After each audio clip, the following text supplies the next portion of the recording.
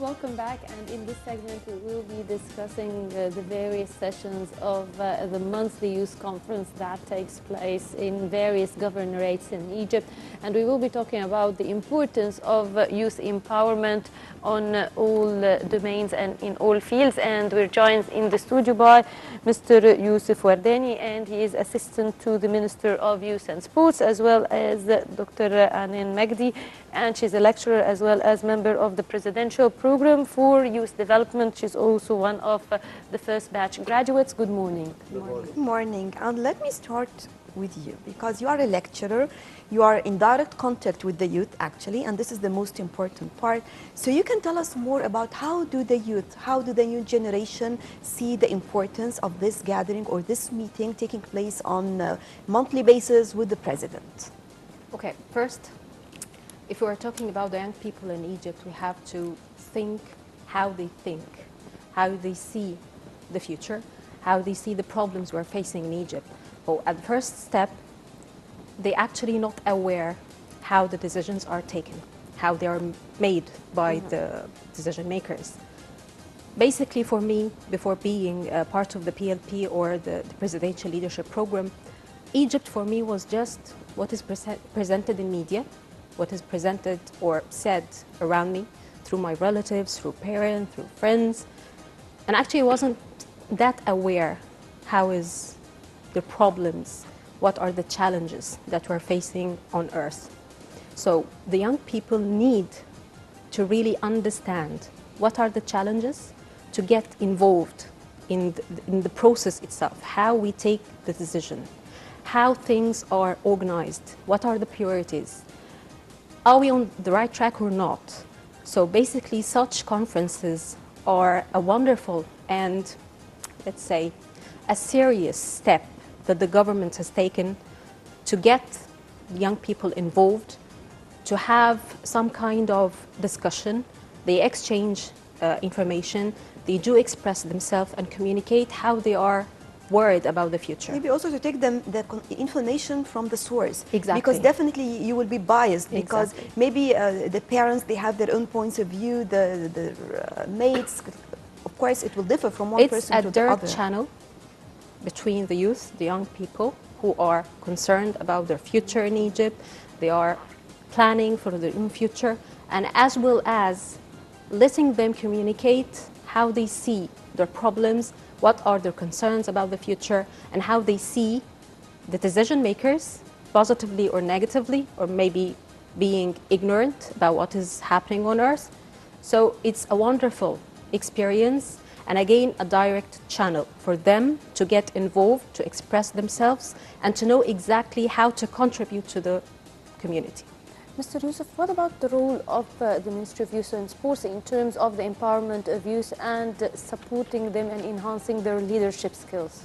Empowerment of youth is part of the national roadmap of July 2013. It states clearly in its last part that youth should be empowered in administrative and executive branches. After this, we have a strong movement towards the empowerment of youth. This appears in many scenes. First, in the Constitution, we have certain percent for youth to be represented in the National Parliament. It's 16 members. In the reality, we have 59 members under 35. This first. Second, we have 25% of the local councils allocated for youth. This means that we will have 13,000 of youth will be at local council. Most of them will be representative in the people assembly after, and maybe they elected for presidency one day. If we compare this to the world, we will find that Egypt is the highest rank in having these numbers electing themselves. According to the government, we have the experience of appointing assistant to the minister. We have 4 in every ministry. 17 ministers now have this experience. The total number is around 48 or 50. Most of them are well educated, have the practical and academic experience. according to the role of Ministry of Youth, we work on 3 branches. First, economic empowerment. Second, political empowerment. Third is social empowerment.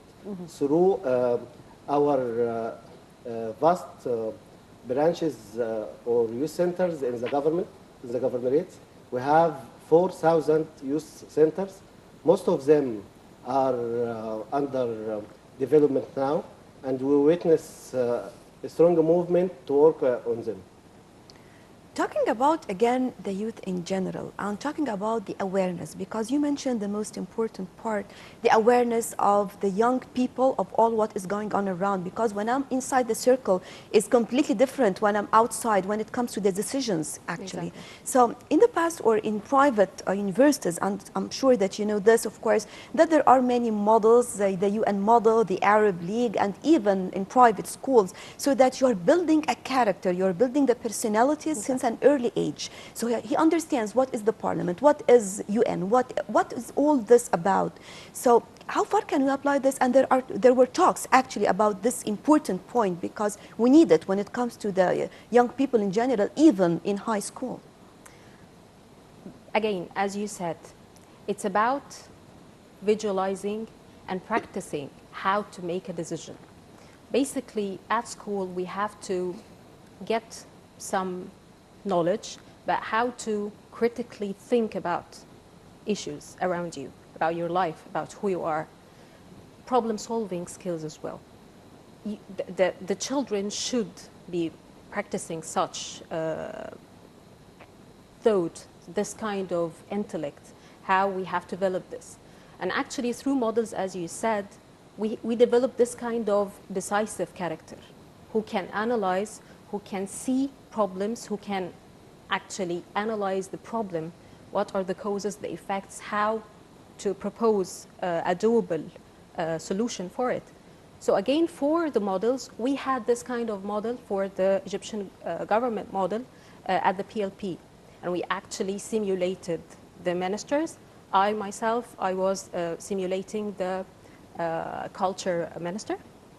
I searched everywhere about the challenges that this ministry is looking forward to solve, and how these problems were actually on the ground for 3 or 5 decades. They haven't worked on it since that. I mean, for example... So how did you see it before and after? I mean, when you were outside and when you started to research inside, how was it? First, I have to confess that I was ignorant about many things. I was just complaining, I was just seeing things through media, and that's it.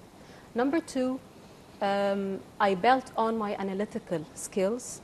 I started to search for truth, not to have sides, pro or against the government. I just tried to know exactly what is reality, what's happening.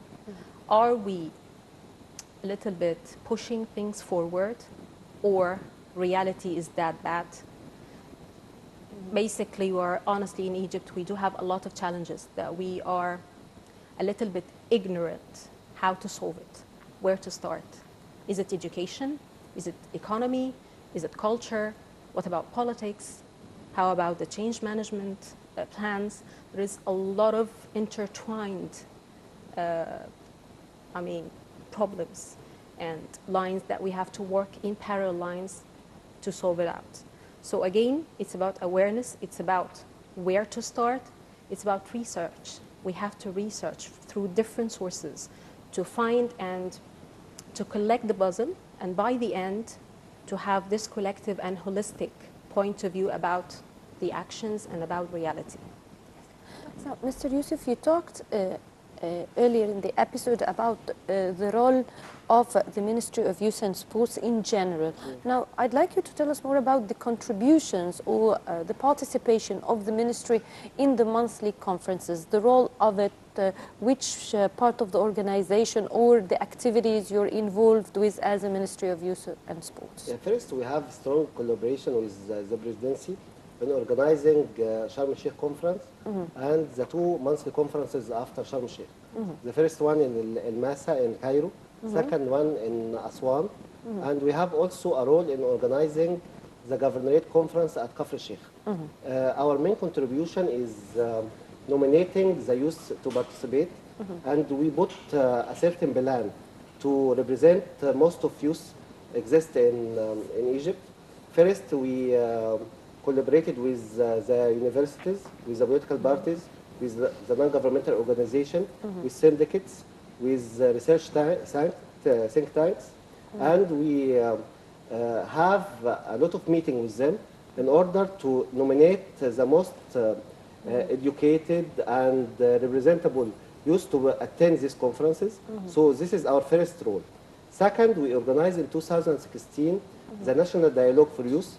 We participated in most of conferences that was organized by other ministries, and we organize conference in every district in Egypt. 100,000 youth participated in these conferences for 9 months, and out of them we select 3,000 youth to attend the Sharm el-Sheikh conferences. So this is the first part. Second part is to work with other ministries and other stakeholders to put an action plan to implement the Sharm el-Sheikh recommendations that related to work with detainees, work with how to foster the national dialogue about the identity and about how to combat extremism, and to coordinate with the political parties on their effort to support volunteerism, especially in combating illiteracy. So these are our main roles that we coordinate with other ministries, because we are the central agency that have this coordinated role with most of the stakeholders. Right. On the conclusion, if we're going to talk about all those who are lucky to attend these meetings actually and to be in direct contact with the president of the country and also the top officials and diplomats. So what is the role of each and every one who attended this conference for others who did not, and still they have their own beliefs and thoughts? To feel responsible, to feel that they are change agents. They have to start with themselves. They have to face reality. The main problem that we are not aware who we are. Am I an active citizen? Is this country important for me? Am I building it by my attitudes, by my, let's say, my educational background? For example, if I'm doing that high in my educational studies or in my professional life, basically I am building Egypt. I am a role model for many other people who would one day build Egypt through their own professional or academic excellence. So basically we have to feel responsible enough to search for the abstract truth. Where is the problem and what's my role to play part in this?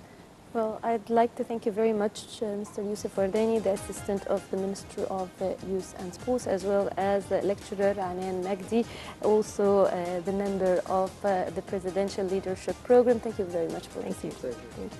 Well, and that would bring us to the end of this episode of Breakfast Show. But before we wrap it up, I'd like to thank my colleague and friend, Nashwa Rashid. Thank you, Nashwa. Thank you, Rasha. Thank you very much for joining us on this episode of our Breakfast Show.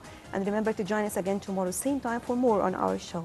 Till then, thank you all for joining us. Stay tuned for more coming up on Now TV International.